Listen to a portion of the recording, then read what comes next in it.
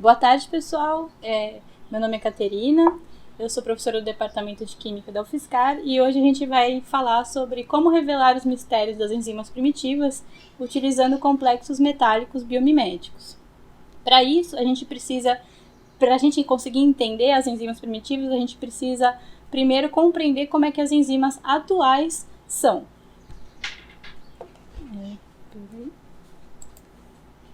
As enzimas atuais, elas nada mais são do que catalisadores proteicos seletivos e eficientes, em que elas têm o seu sítio ativo, que é complementar ao seu substrato, tanto em carga, forma, hidrofilicidade e hidrofobicidade. Esse sítio ativo ele tem uma arquitetura especial, em que ele contém uma primeira esfera de coordenação, que é responsável pela ligação do substrato, e uma segunda esfera de coordenação, que ela é responsável pela seletividade dessa enzima. As enzimas atuais, elas são estruturas complexas, então elas podem ser oligoméricas e elas contêm uma estrutura completamente enovelada, contendo então esse sítio ativo, que é uma pequena porção responsável pela catálise dessa enzima. Essa pequena porção, ela pode ser entre 50 a 500 vezes menor do que a estrutura total dessa enzima.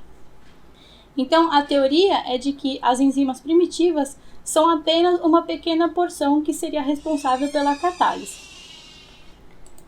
Desta forma, a gente pode dizer que as enzimas primitivas elas são moléculas capazes de realizar reações catalíticas para gerar building blocks para a síntese de moléculas relacionadas com a origem da vida.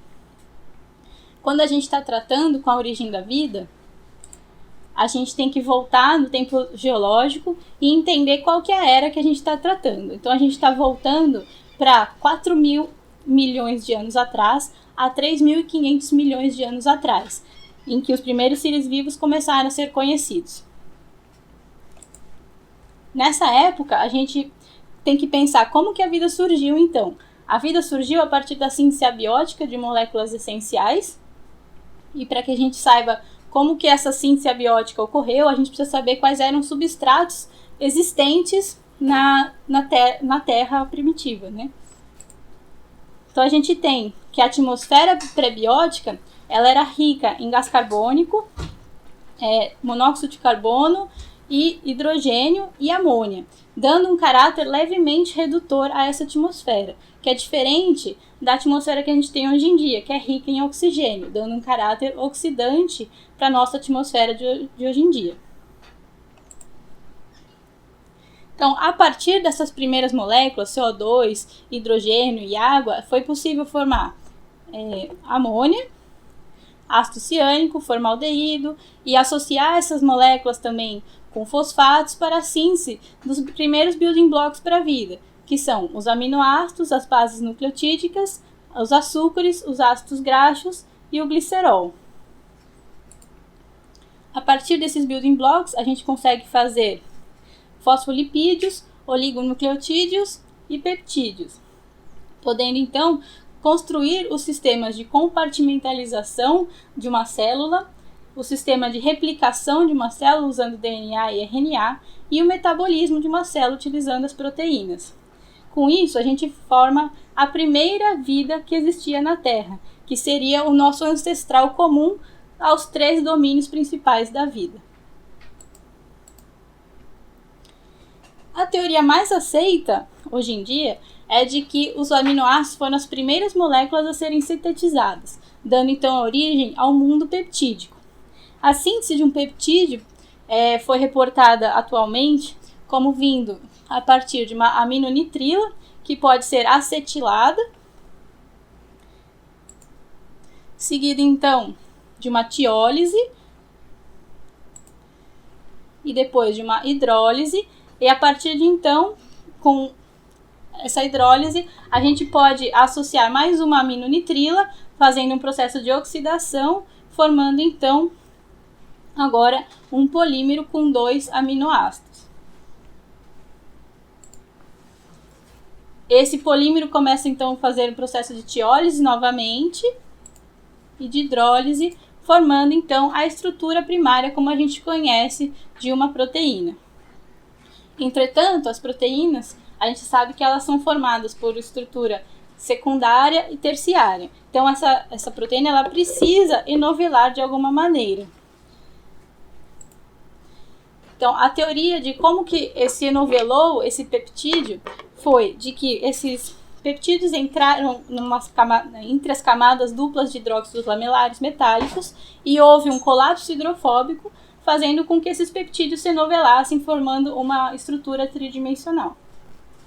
Entretanto, só ter um enovelamento de um peptídeo não faz com que a gente tenha uma enzima, ou seja, a gente não necessariamente tem uma atividade catalítica.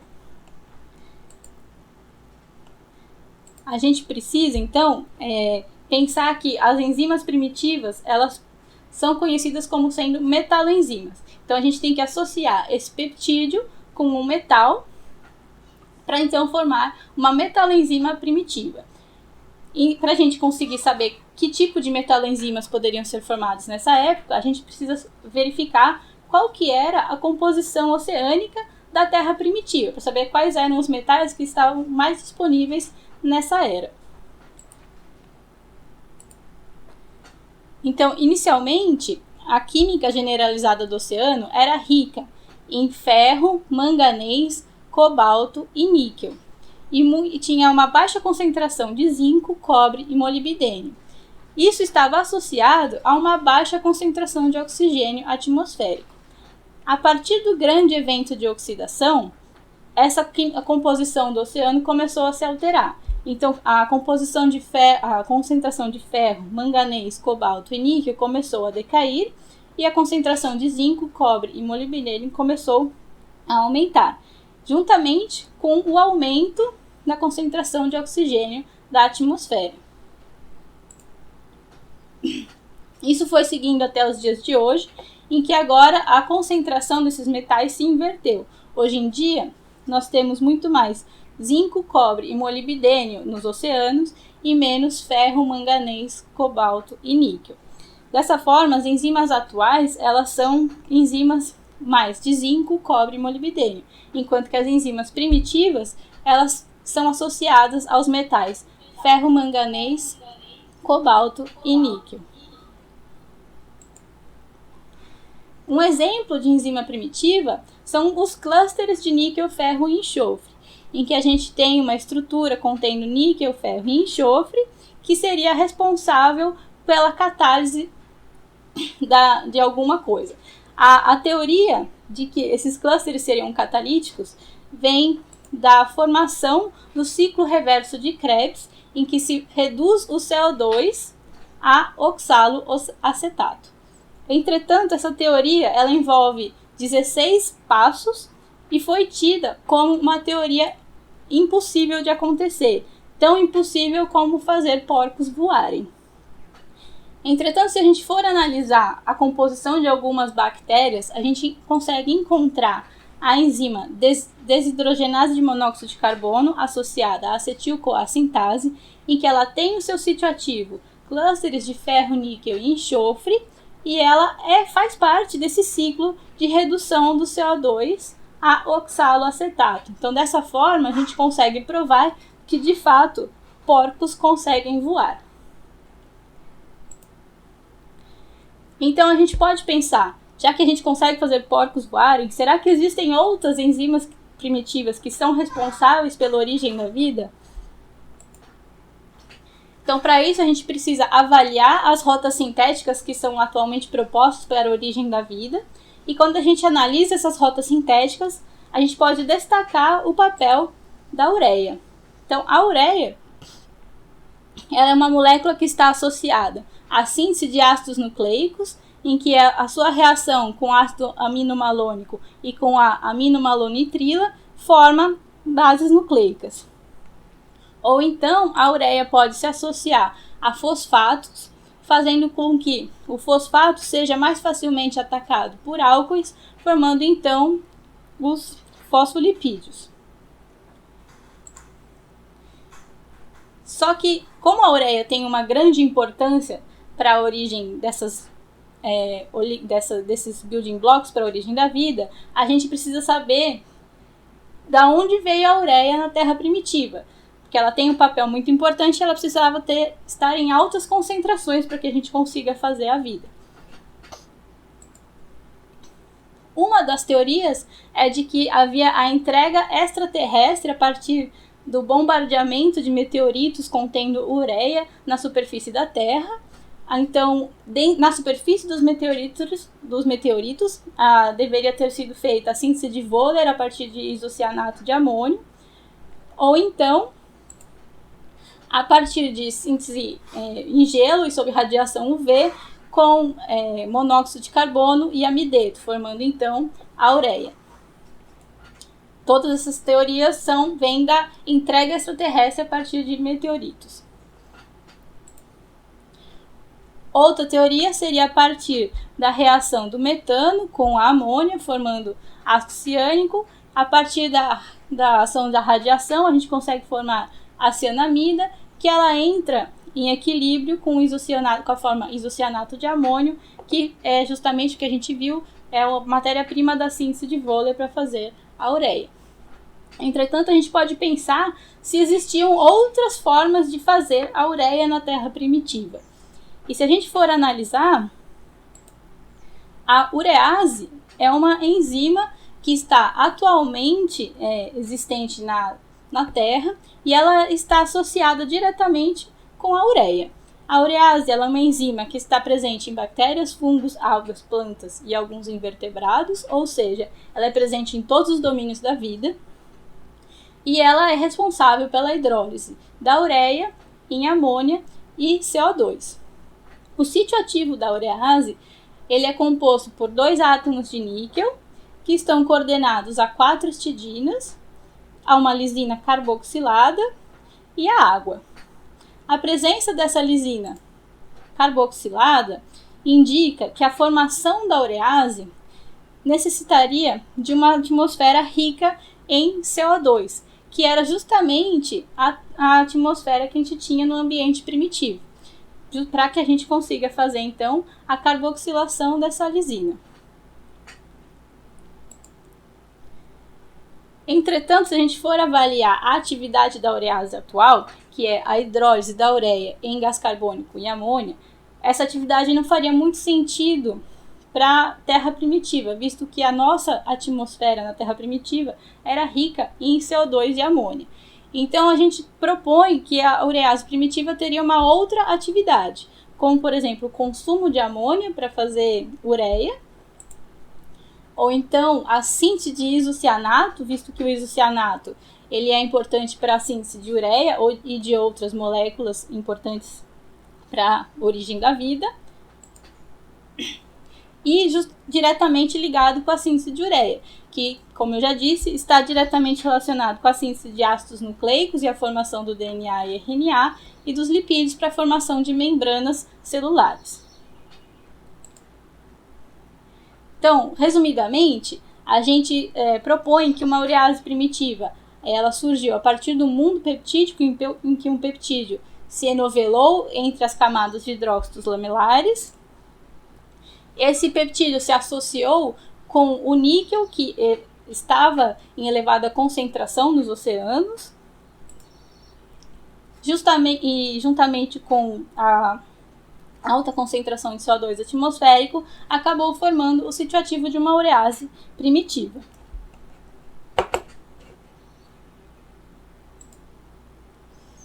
Só que a gente não tem como voltar 4 mil milhões de anos atrás para a gente avaliar como que era essa urease primitiva e se de fato ela existiu. Então, para a gente conseguir estudar uma urease primitiva, como que a gente pode fazer isso, né?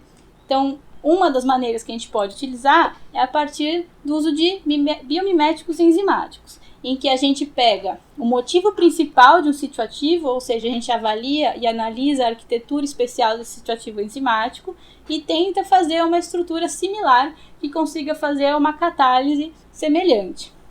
Aqui eu estou mostrando um sítio ativo de uma enzima que tem a tríade catalítica serina, histidina e aspartato, sendo responsável pela hidrólise de peptídeos.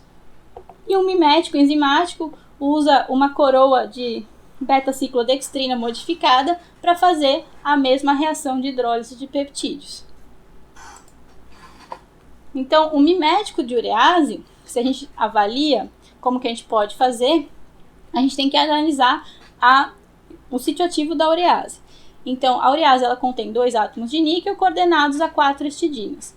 O ligante de Trost, ele é derivado do aminoácido da prolina, e ele contém, então, esse sítio de ligação de nitrogênio, que poderia mimetizar as 2 histidinas coordenadas aos níqueis, e esse ligante também favorece a formação de complexos bimetálicos, similares a um sítio ativo de urease. Então, dessa forma, a gente fez 2 complexos utilizando o ligante de Trost, um utilizando o acetato como ligante auxiliar e outro usando o cloreto como ligante auxiliar. O cloreto ele é muito mais lábil que o acetato e a gente gostaria de ver se havia uma diferença de labilidade e na atividade desses miméticos.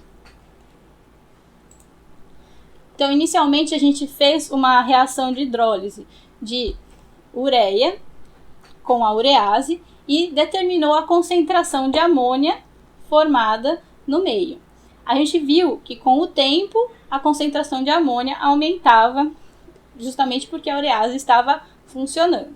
A gente fez o mesmo tipo de reação com os 2 complexos, tanto o complexo acetato e o complexo cloreto. Com esses 2 complexos, a gente verificou também que havia uma concentração de amônia que aumentava ao longo do tempo, indicando que a ureia estava sofrendo ou uma eliminação a partir da formação de isocianato e amônia, ou então uma hidrólise, formando a mesma reação do tipo da urease. O que a gente pode verificar que, de fato, o complexo de acetato ele é muito mais devagar do que o complexo de cloreto, que é a linha verde. Então, de fato, a influência do ligante auxiliar tem uma grande influência na velocidade de reação desses miméticos. Então, para a gente avaliar que tipo de intermediário a gente poderia estar formando, já que a gente poderia estar formando tanto o isocianato quanto o carbamato, a gente foi fazer RMN de nitrogênio 15 com ureia marcada na presença dos complexos. Então, inicialmente, a ureia marcada apresenta um sinal em 76 ppm. Na presença do complexo de acetato, esse sinal de ureia some completamente e aparece um sinal em 250 ppm, que é referente à formação de isocianato. O complexo de cloreto, ele também tem a presença do isocianato como intermediário de reação. Entretanto, o sinal da ureia sempre esteve presente, ele nunca foi eliminado completamente da reação. Isso poderia indicar que a gente teria um equilíbrio entre a reação de eliminação da ureia em isocianato e amônio e a reação de hidrólise do isocianato para amônio e CO2. Então, a gente gostaria de verificar se a gente tem esse equilíbrio dinâmico da reação de eliminação seguida de hidrólise. Para isso, a gente avaliou a adição de HCl no meio reacional, visto que a adição de um próton faria com que a gente formaria mais amônio no meio reacional e deslocaria o equilíbrio para a formação dos produtos, diminuindo então a concentração de ureia e de isocianato. Então, após a adição de HCl, o que a gente verificou é que o sinal da ureia permaneceu praticamente o mesmo, enquanto que o sinal do isocianato decaiu pela metade, indicando que, de fato, a adição de um ácido fazia com que a gente deslocasse esse equilíbrio para a formação dos produtos. A adição de uma fonte de gás carbônico, que seria o bicarbonato, fez com que a gente deslocasse o equilíbrio completamente para a ureia. Então, a gente não tinha mais o sinal de isocianato e apenas verificava o sinal intenso de formação da ureia. Isso indica que a gente tem formação de ureia quando a gente tem excesso de gás carbônico na nossa reação. O mecanismo desses complexos ele foi avaliado também. A gente fez diversas reações eu vou simplificar bastante aqui. Simplesmente a ureia ela pode coordenar diretamente esses átomos de níquel, formando um complexo de esfera interna, que é o mecanismo mais comumente visto por aí. E o outro mecanismo seria a água coordenaria o complexo, formando um aquo complexo, e então a ureia interagiria com o complexo aquo via a formação de um complexo de esfera externa. A diferença a gente consegue verificar apenas por infravermelho, em que a gente avaliou que a gente primeiro fez o complexo com a ureia e viu que a ureia de fato coordenou devido à presença das bandas de carbonila e de estiramento carbono e nitrogênio. E após a adição de água, a gente verificou que essas bandas ainda permaneciam no complexo, indicando que a adição de água ao complexo não desloca a ureia. Então, se a ureia coordena inicialmente, a água não consegue atacar essa ureia. Desta forma, a água precisa estar coordenada primeiramente para conseguir atacar essa ureia. Então, a gente teria um mecanismo de esfera de coordenação externa. E a gente também corroborou esses mecanismos por cálculos teóricos. Entretanto, se vocês forem verificar, o primeiro mimético que a gente fez, ele não era muito similar à primeira esfera de coordenação da urease. Então, a gente pensou, vamos tentar mimetizar melhor essa primeira esfera de coordenação. Então, a gente trocou esses grupos álcoois do ligante de Trost por dois triazóis. Então, a gente formou um ligante bistriazólico derivado do ligante de Trost e coordenou a níquel para fazer, então, um complexo mais similar ao sítio ativo da urease. A gente avaliou diferentes ramificações nesses triazóis. Aqui eu só vou mostrar 3, sendo fenil, propanol e butil, para que a gente conseguisse ver a diferença entre o impedimento estérico e a interação de segunda esfera de coordenação na catálise. O que a gente evidenciou é que os 3 complexos eles trabalhavam da mesma maneira. E como que era essa catálise? A catálise que a gente observava na reação era o decaimento da concentração de amônia na solução, sempre, para todos os 3 complexos. E isso era completamente oposto ao que a gente observava para os outros complexos que eu acabei de mostrar, que a gente observava o aumento da concentração de amônia na solução. Esse decaimento de concentração de de amônia na solução indicaria que a gente tem um consumo de amônia que está sendo formado. Isso pode ser devido ao envenenamento do catalisador, e esse envenenamento pode ser tanto permanente quanto reversível. Então, a gente foi estudar esse envenenamento de catalisador. Então, primeiro, a gente fez uma reação, normalmente, viu o decaimento da concentração de ureia. Quando ela decaiu para 0 completamente, a gente adicionou água e viu que havia um leve acréscimo de concentração de amônia em solução. Ou seja, uma pequena porção de amônia era liberada no meio reacional, indicando que a amônia poderia estar sendo coordenada aos átomos de níquel. Outro teste que a gente foi fazer foi ver se esse catalisador, apesar de estar envenenado, ele conseguia ser reciclado. Então, a gente fez 2 reações seguidas uma da outra. Então, a gente adicionou ureia, viu o decaimento da concentração de amônia na solução. Quando ela chegou a 0, a gente adicionou mais ureia. E a gente observou novamente a formação de amônia e o decaimento de amônia, indicando que esse envenenamento pela coordenação da amônia ao complexo era um envenenamento reversível, que a ureia conseguia deslocar, tanto a ureia quanto a água conseguia deslocar a amônia que estava coordenada. Para verificar de fato se a amônia poderia estar coordenando o complexo, a gente fez reações controles utilizando cloreto de amônio e bicarbonato de sódio. Então, o controle sem complexo exibiu a concentração constante de amônia na solução ao longo do tempo, enquanto que na presença dos complexos, essa concentração de amônia decaiu bastante, indicando que a amônia formada em solução estava coordenando aos complexos.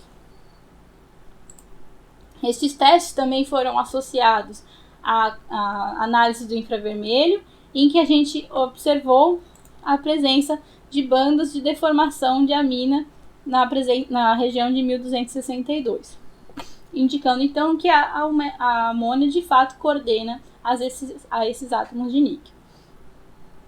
Mas a gente viu que a água ela consegue deslocar a amônia, e que a gente viu também nos complexos anteriores é que a ureia ela não poderia coordenar primeiro aos centros de níquel. A água deveria coordenar primeiro, fazendo um mecanismo de esfera externa. Será que esse mecanismo também ocorreria para esses complexos? Então a gente foi ver se a água também conseguiria deslocar a ureia.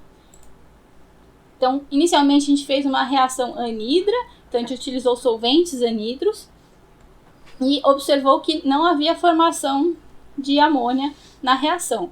Após a adição de água, há um pico de concentração de amônia em solução, seguida de um decréscimo, que é natural desses complexos, da concentração de amônia em solução, indicando que a água ela precisa estar presente nos complexos para fazer a hidrólise da ureia, e que ela consegue, mesmo que se a ureia coordene primeiro aos complexos, ela consegue fazer o deslocamento dessa ureia que está coordenada, enquanto que com os outros complexos a gente não conseguia fazer esse deslocamento.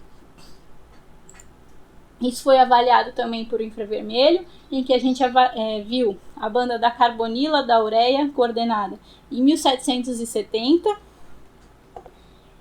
indicando que a ureia estava coordenada pelo nitrogênio.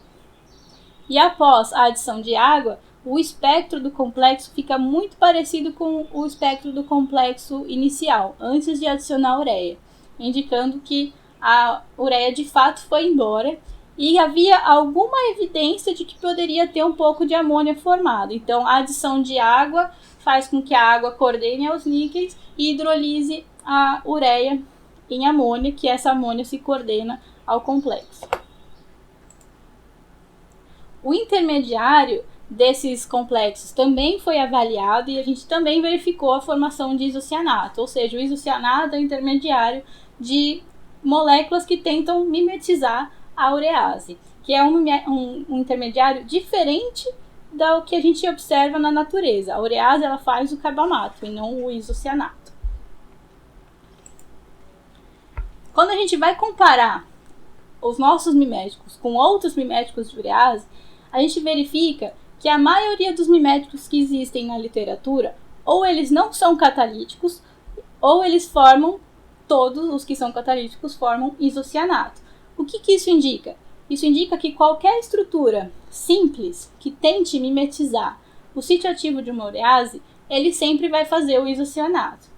Então, como conclusão, a gente tem que a função de uma urease pré-biótica seria principalmente de sintetizar o isocianato, já que qualquer estrutura simples de binuclear de níquel associada à ureia vai fazer o isocianato principalmente.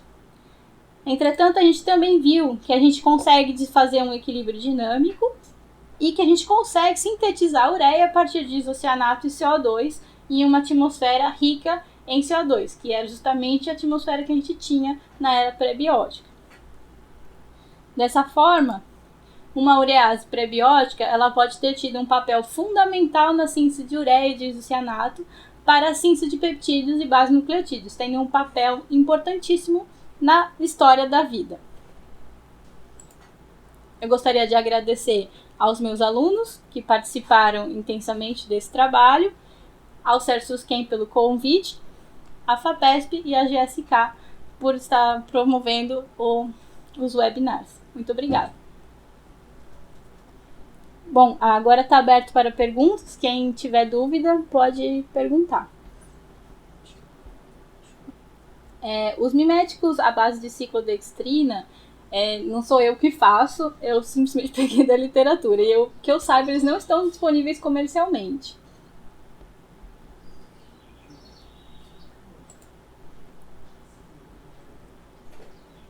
Bom, se não houver mais perguntas, a gente vai encerrar essa sessão esse vídeo estará disponível em 15 dias no YouTube.